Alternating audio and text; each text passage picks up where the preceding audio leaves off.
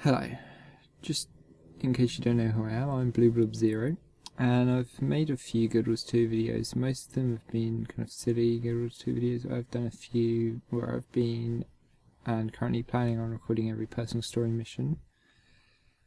So I wanted to make this video to talk about the current state of Living Story and how, as you can see in the title, I think it's going to end up killing Guild Wars 2 rather than bringing more people in. Now, we're going to start off and I'm going to look at the current instance of the Living Story, and then we're going to go about how either Living Story could be improved or they need to work on a new method. So, this current Living Story patch has been out for a week and a half now.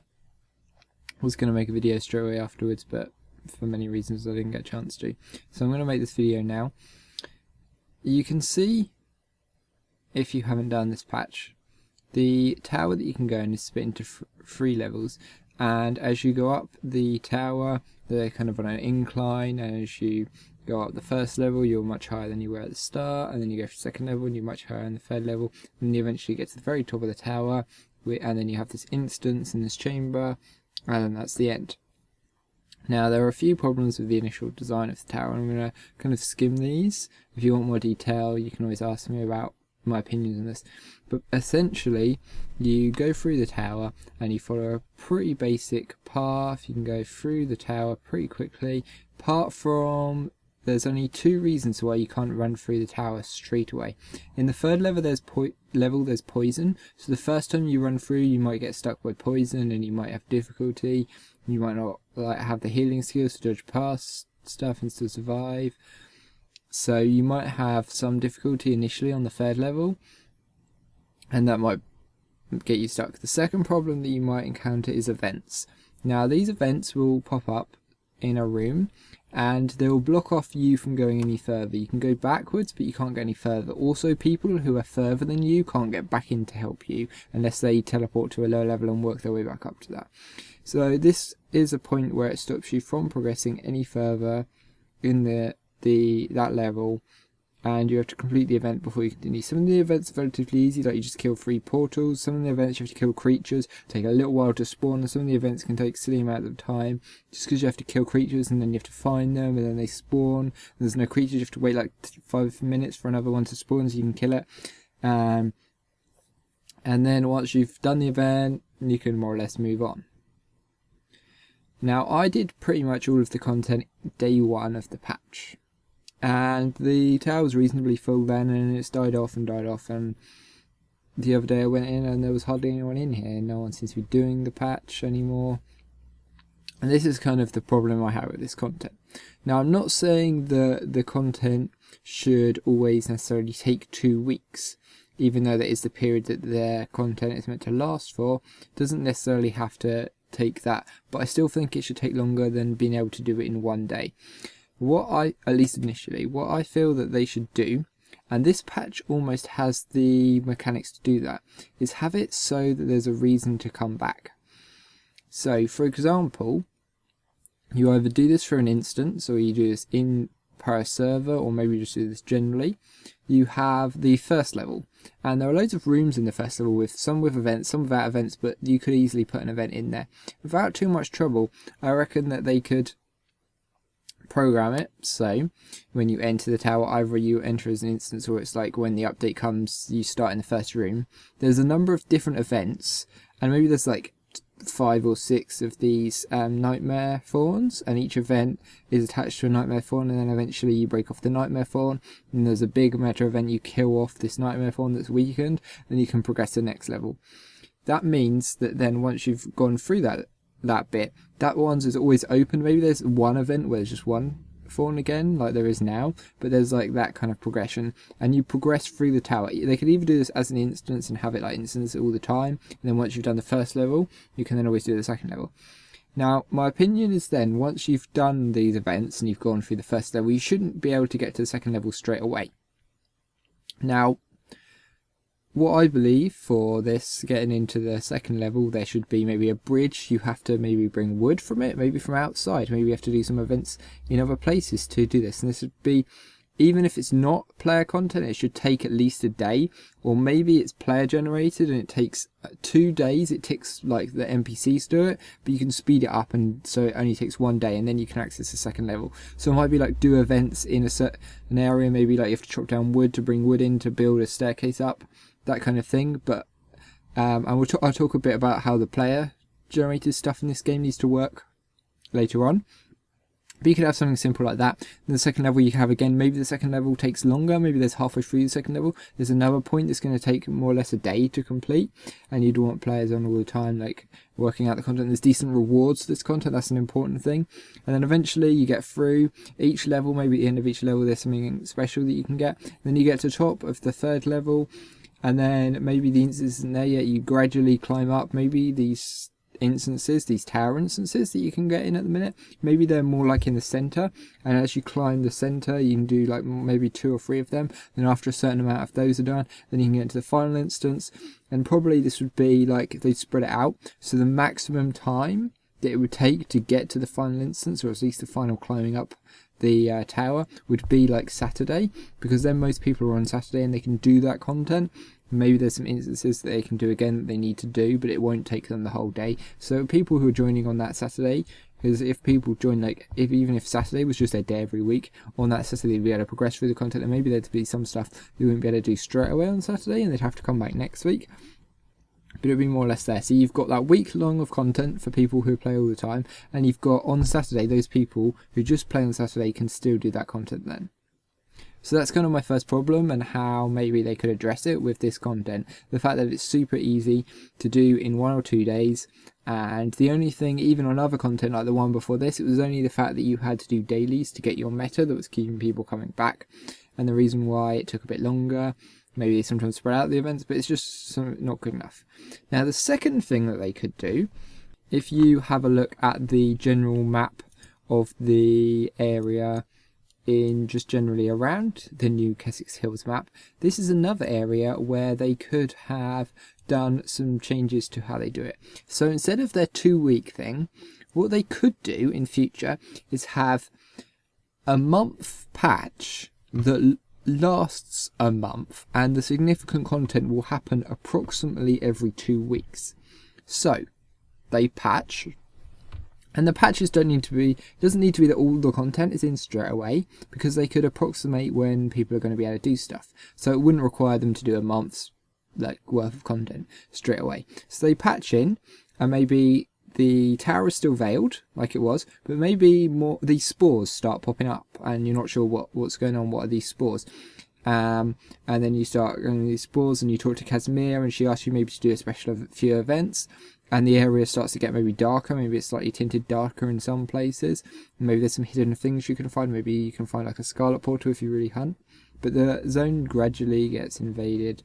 And then after, maybe on Saturday, probably on that first Saturday, then you have the big unveiling on Saturday early. Maybe you have the unveiling, you can go watch that cutscene that we had there, and then you can watch that cutscene. You do that a story event that we did, and then the whole zone maybe is taken over then, or maybe at least a large part of it, and the tower's unveiled, and then you're work on these to get the poison done. And then I think that then the poison should be something that's a player generated thing again, or like maybe it's like maybe you need a large number, like maybe it's over time, but you can speed it up a little bit.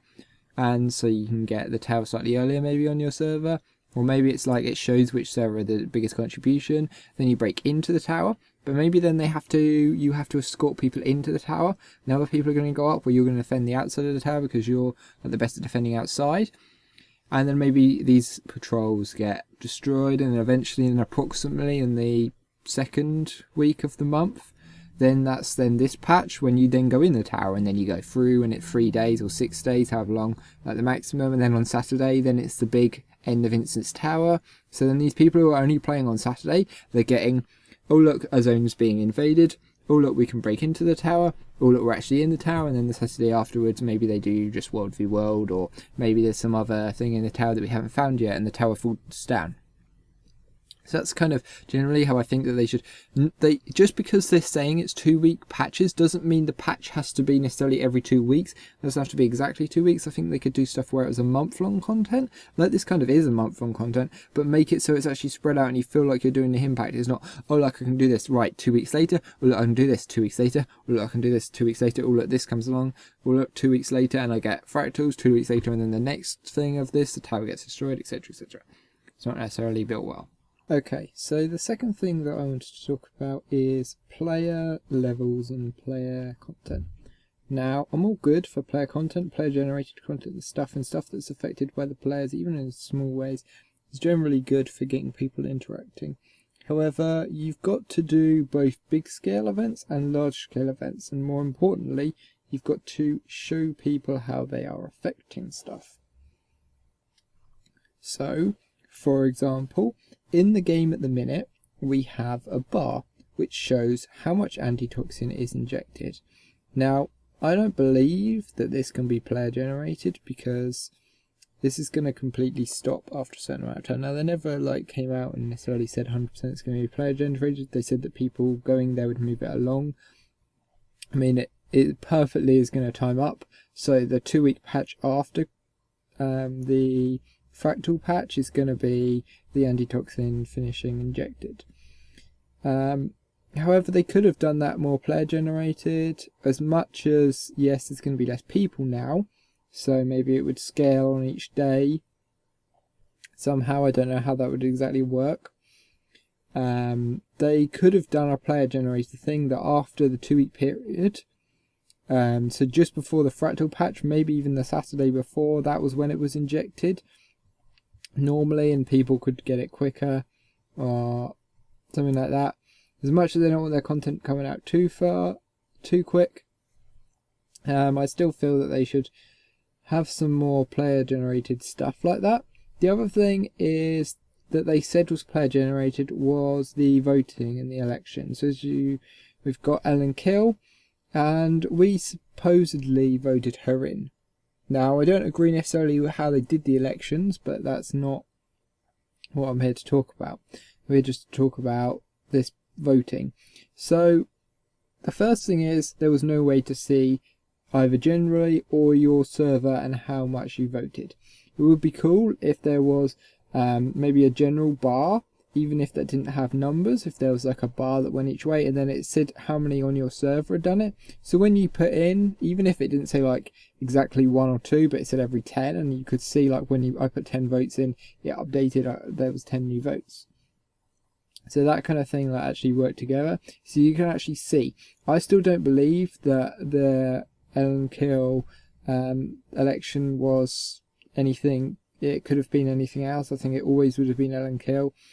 I believe that they probably had even started the fractal before that, and it was just set how it was. They put these things in, they made these kind of files that they didn't even use ever to kind of make people think that they were doing it both ways, but I still believe that regardless it would have been Ellen Kill who would have won regardless. There was no way, there's no player thing that they showed us.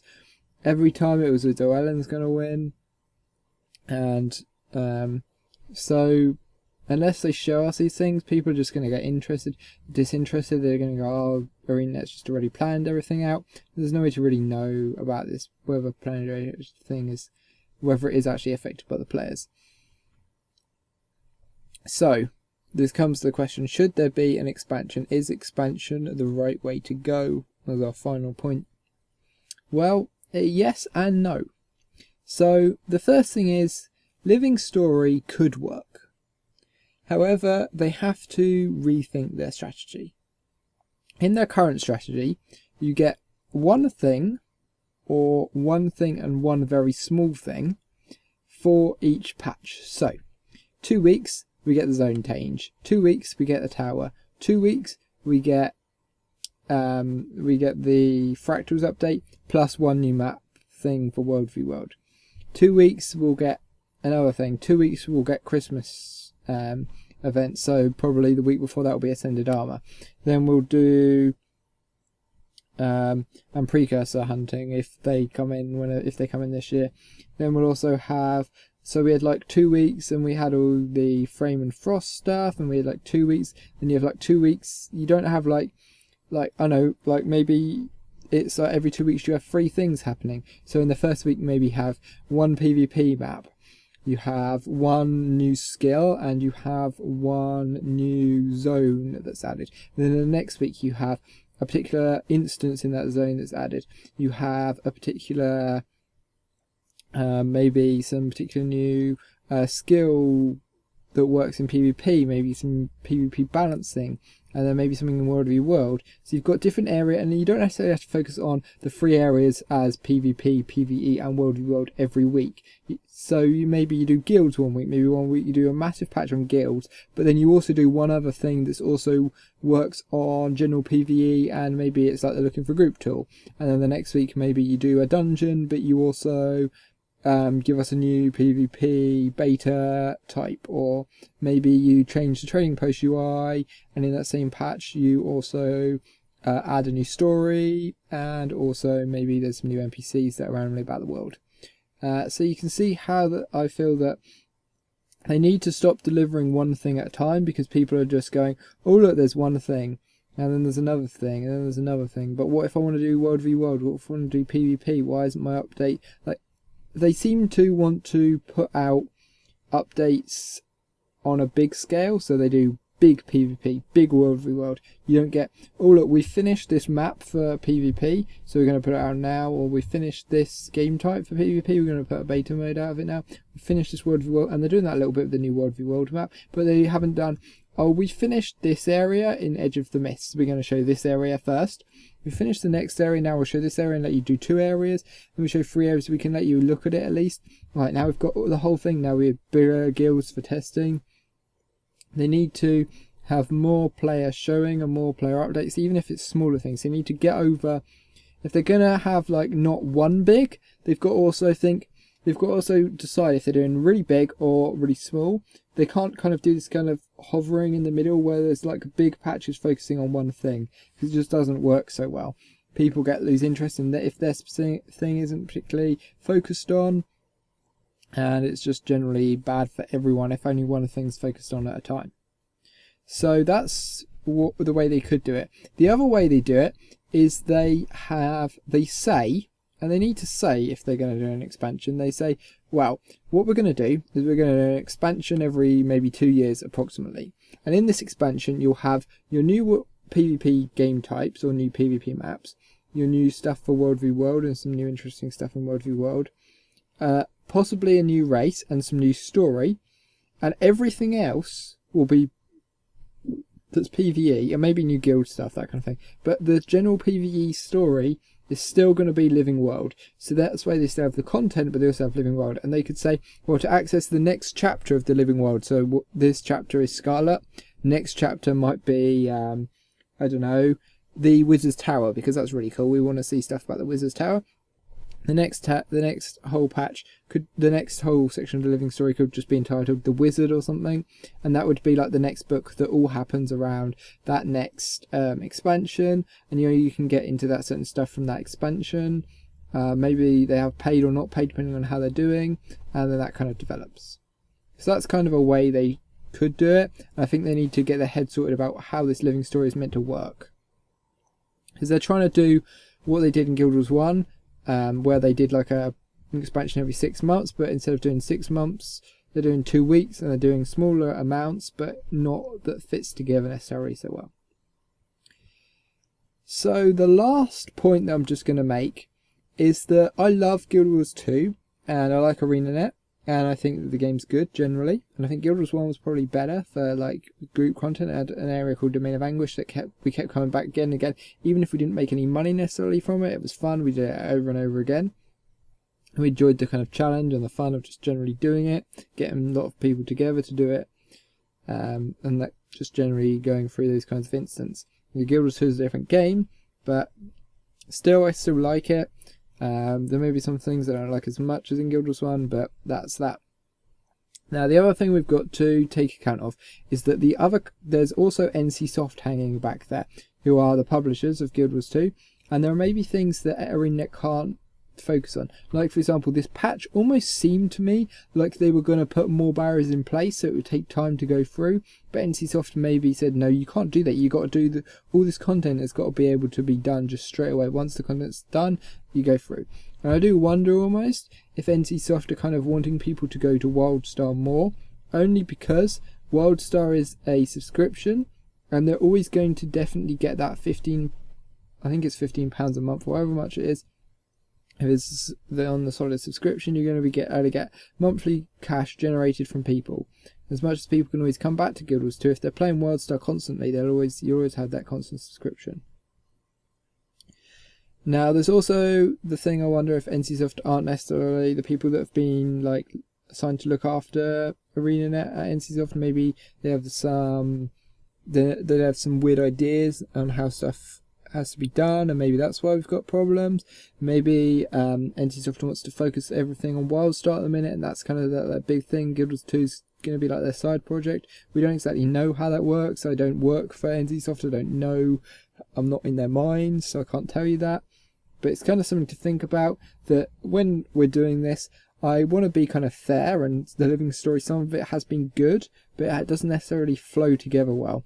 And I wonder if we can put some of the blame is not all to do with ArenaNet, maybe some of it's to do with NCSoft. I don't want to be totally negative on the game. I wouldn't make videos if I hated the game completely. I'm not going to shout out about everything being bad, but I'm also not going to say when things are... I'm not going to like look at everything through rose-tinted spectacles. Thank you very much if you've got this far. Hopefully this video wasn't too long and wasn't too boring for everyone.